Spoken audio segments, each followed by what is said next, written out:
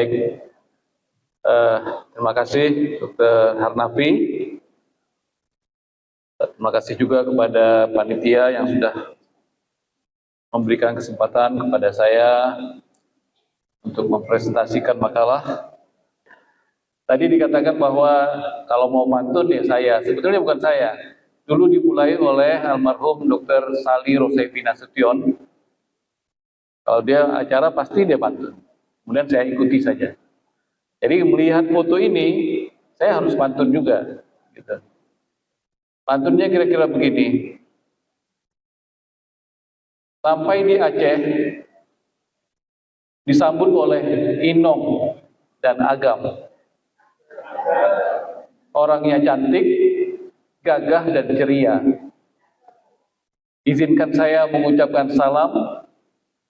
Semoga kita sehat dan berbahagia. Assalamualaikum warahmatullahi wabarakatuh. Slide, udah keluar deh. Ya. Kalau tadi Dr. Safrizal sudah menyampaikan tentang hiperkalemi, maka saya akan menyampaikan tentang bagaimana cara kita menyeleksi pasien dan menetapkan stratifikasi yang cocok untuk pemberian SGLT2 inhibitor pada pasien-pasien CKD. Slide. Nah, ini foto saya jalan kemarin ke kilometer 0. Nah, saya mau cerita tentang ini. Ya, ini foto tahun 2018 di sini. Beberapa orang yang ada di sini itu sudah mendahului kita. Ini yang pertama, slide. Prof. Harun, siapa yang tidak kenal, beliau adalah salah seorang pendiri Pernevri. Beliau adalah bapak kita di Pulau Sumatera dan beliaulah penggagas acara Sunevo ini. Lanjut. Ini beliau yang di Padang pasti tahu, bosnya Dr. Harnafi. Lanjut.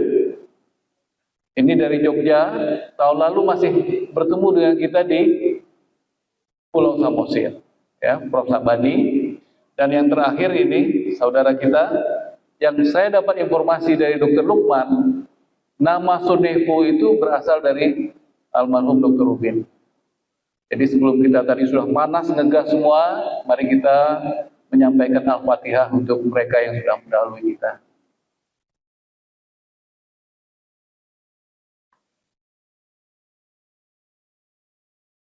Baik, kalau kita bicara tentang penyakit ginjal kronik, maka kita akan bicara tentang 840 juta orang yang mengalami penyakit ginjal kronik. Ini semakin meningkat terus dan diperkirakan 24% itu akan meningkatkan dialisis dan transplantasi. Oleh sebab itu, berapapun ingin kita tambah mesin dialisis tidak akan terkejar karena memang prevalensinya dan peningkatannya sangat cepat sekali. Kalau kita lihat di sini, ini mungkin tidak terlalu jelas, ya. Kita slide. Nah, kita khusus di sini bahwa per 100.000 terjadi peningkatan secara global itu 8.724 dan angka kematiannya itu 15,9% ini secara global. Kalau kita lihat di Asia Tenggara, lihat slide. Nah, ini itu lebih tinggi lagi. Bahkan di Indonesia, ini dikatakan di Indonesia ini sampai 11.164. Ya. Nah, itu kira-kira prevalensi dari hipertensi. Dan kalau kita lihat etiologinya, ternyata etiologinya ini yang paling banyak secara internasional di dunia adalah diabetes, slide. Banyak 42%, dan yang non-diabetes itu selebihnya adalah 58%. Bagaimana dengan di Indonesia? Slide. Kalau kita mengacu pada IRR, ya, ternyata bahwa yang lebih besar itu adalah yang hipertensinya. Slide. Sedangkan yang diabetes itu 29% dan globulopati itu sekitar 8%. Slide. Ini Ini saya nggak connect dia, ya. Nah, ini mari kita melihat kasusnya. Kasus ini adalah kasus fiksi, dikatakan, jadi bukan orang yang sebenarnya, fotonya juga bukan orang yang sebenarnya. Namanya Mr. B. Kalau di Medan namanya Mr. Bonar. Ya. Kalau di Jakarta Mr. Baim, kalau di Palembang namanya Mr. Bujang. Umur 61 tahun, kemudian tekanan darah 132/76. Lalu didiagnosis sebagai CKD stage 3B dengan hipertensi 7 tahun dan pernah mengalami hiperkalemi. Nanti Dr. Sabrizal akan menjawabnya. Obat yang diberikan adalah ACE inhibitor dan statin. Lanjut. Hasil laboratorium yang ditemukan, EGFR-nya 36, kemudian albumin kreatinin rasionya 235, kolesterolnya relatif normal, kaliumnya 4,6 milimol. Lanjut. Kalau kita melakukan klasifikasi dan stratifikasi di sini, kita masukkan slide, maka pasien tersebut adalah slide 3B dan slide A2, slide. Kemudian maka klasifikasinya adalah klasifikasi sangat high risk, very high risk, ya. Kalau kita lihat merah di sana, dan ini harus diobati dan harus kita konsulkan kepada konsultan ginjal hipertensi. Slide. Nah, untuk kita ketahui, kalau kita menemukan pasien seperti ini, maka risiko terjadinya kardiovaskular event dan mortalitas itu 3 kali lebih tinggi dibandingkan dengan orang yang normal. 70% dari pasien-pasien ini umumnya sudah mendapat ACE inhibitor dan ARB. Lanjut. Mari kita lihat bagaimana skenario selanjutnya, bahwa pasien ini sudah mendapatkan ACE inhibitor dan statin, ya. Yang untuk kita ketahui bahwa kalau kita hanya memberikan RAS inhibitor saja, maka masih terdapat apa yang disebut sebagai residual risk kardiovaskuler, slide, sebanyak lebih kurang slide-nya 43,5%. Jadi walaupun sudah kita berikan ACE, kemungkinan dia terjadi serangan kardiovaskuler itu masih cukup tinggi, ya, hampir 50%. Slide. Oleh sebab itu, ya, KDIGO itu merekomendasikan beberapa kondisi pada pasien seperti ini. Untuk pasien CKD dengan diabetes tipe 2, itu dengan rekomendasi 1A, itu harus kita berikan SGLT2 inhibitor kalau EGFR-nya lebih dari 20 ml. Selanjutnya, pada pasien-pasien CKD yang bukan diabetes seperti pasien kita ini, tetap harus dianjurkan memberikan SGLT2 inhibitor kalau EGFR-nya di atas 20 dan albumin kreatinin rasionya di atas 200. Ya. Di atas 200. Dan ini juga macet nih kayaknya, tidak hidup di sini. Ya. Dan secara yang lain dengan 2B dianjurkan bahwa dianjurkan memberikan obat SGLT2 inhibitor kalau EGFR-nya 20 sampai 45 dengan albumin kreatinin rasionya yang kurang dari 200. Slide.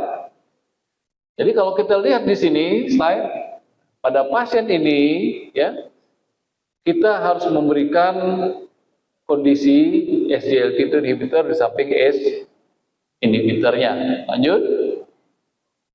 Jadi kalau kita lihat lebih lanjut apa yang dicapai untuk pada pasien ini dengan KDIGO, dikatakan bahwa untuk pemberian selain dari kita lakukan lifestyle, maka pilihan utamanya adalah dengan memberikan SGLT2 inhibitor, kemudian RAS inhibitor, dan jangan lupa kita berikan statin. Lanjut.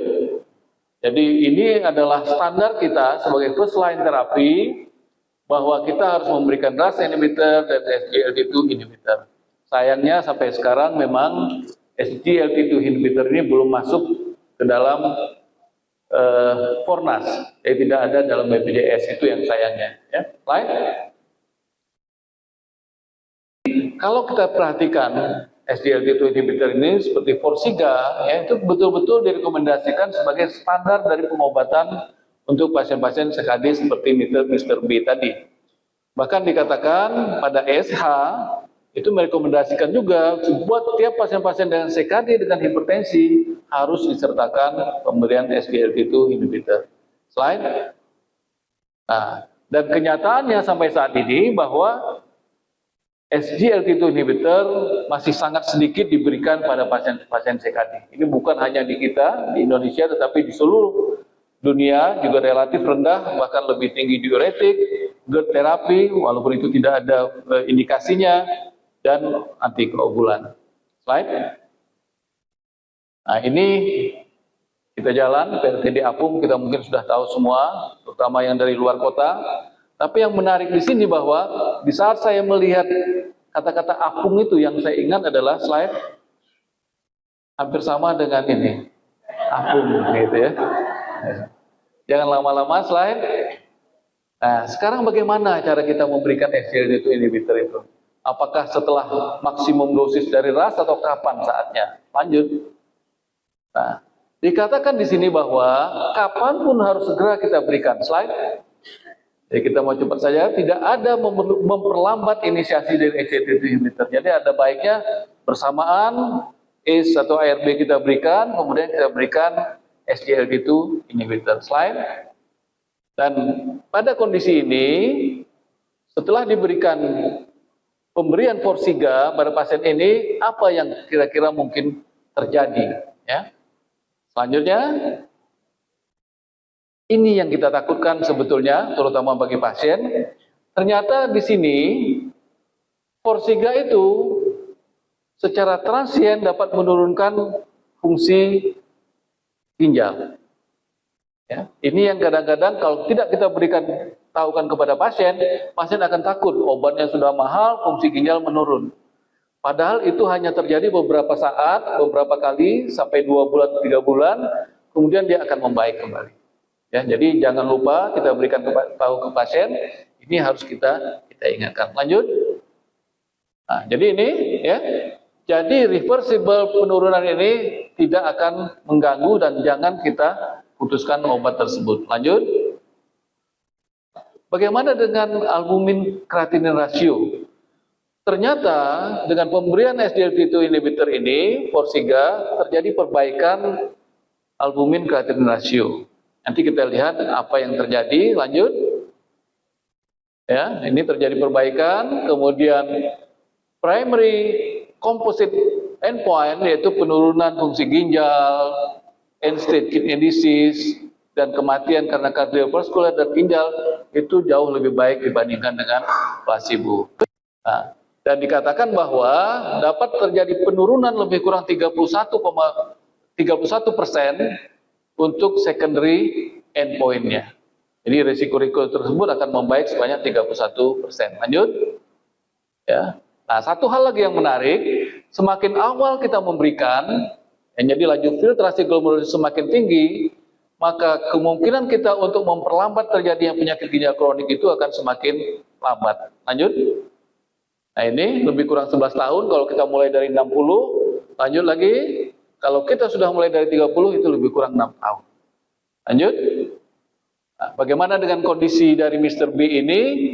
Di sini terlihat bahwa ternyata pasien ini kembali mengalami hiperkalemia. Kaliumnya jadi 5,4 itu. Sedangkan eGFR masih tetap, albumin kreatinin rasionya masih tetap. Apakah kita harus menghentikan RAS inhibitornya? Jadi lanjut. Pada guideline ini dikatakan kalau pasien normokalemia itu dosis bisa ditingkatkan. Kalau dia hiperkalemia, kita harus review obat-obat yang kita berikan, dietnya kita atur, dan kemungkinan kita bisa memberikan obat-obatan seperti diuretik, sodium bikarbonat, dan K-binders. K-binders apa yang diberikan? Itu yang disampaikan oleh Dr. Safrizal tadi. Lanjut. Lanjut. Ya. Terus Nah, yang menariknya bahwa penambahan Forxiga itu tidak meningkatkan hiperkalemi. Jadi tidak perlu kita tambahkan, tidak perlu kita periksa monitoring lagi. Yang penting bahwa penambahan Forxiga itu tidak mempengaruhi hiperkalemi. Lanjut. Dan dikatakan bahwa ya, dengan mengatur pemberian tambahan K-binder seperti yang dikatakan Dr. Safrida tadi, itu menghindari komplikasi yang harus kita takutkan. Lanjut, silakan. Ini ya, dengan long term control dari K-binders itu akan dapat memperbaiki kondisi pasien kita. Lanjut. Nah, jadi kalau kita lihat selanjutnya pasien ini eGFR-nya menurun dari 36 menjadi 33.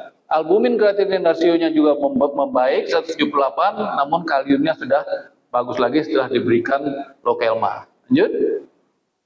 Nah, jadi kalau kita katakan sekali lagi untuk Forxiga ini efek sampingnya sangat minimal, kemudian kita harus sudah memberikan obat-obatan tersebut setelah GFR-nya 30 ya. Lalu kita harus atur dan harus hati-hati untuk pasien-pasien yang terjadi gangguan hati, dia harus dosisnya kita rendahkan. Lanjut. Nah, jadi kalau kita lihat sebagai summary di sini bahwa dari Mr. B ini risiko progresinya sudah kita ketahui, kardiovaskulernya sudah kita atur, dan kemudian pemberian Forxiga itu direkomendasikan sebagai standard of care dari penyakit-penyakit ginjal kronik ya. Ras terapi saja tidak akan memperbaiki fungsi ginjalnya. Pengobatan dengan Forxiga dapat menurunkan kardiovaskular event, mortalitas, dan progresi dari penyakit ginjal kronik. Lanjut. Nah, ini ada akhir dari cerita kita bahwa ternyata dengan semakin ruwetnya pengelolaan penyakit ginjal kronik ini, apa yang kita kenal sebagai multidisiplin tim. Jadi bukan hanya KGH, bukan hanya penyakit dalam, tetapi semuanya harus ikut serta, ahli gizi, bahkan dia harus olahraga tadi, penghentian rokok, semuanya itu harus kita ikut sertakan dalam penata laksanaan penyakit ginjal kronik. Lanjut. Nah, ini salah satu contoh bagaimana kerjasama yang baik. Ini, ya. Ini ada 3 orang di toilet, dia bekerja sama, ini pengen merokok. Nah, ternyata tidak punya korek apinya ada di neraka katanya. Nah, akhirnya dia pinjam di situ, dipegangkannya, itu kerjasama yang sangat baik. Ya.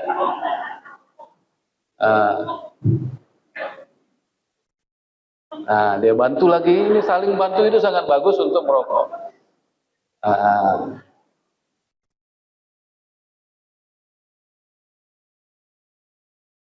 Kita lihat apa akhir dari cerita ini.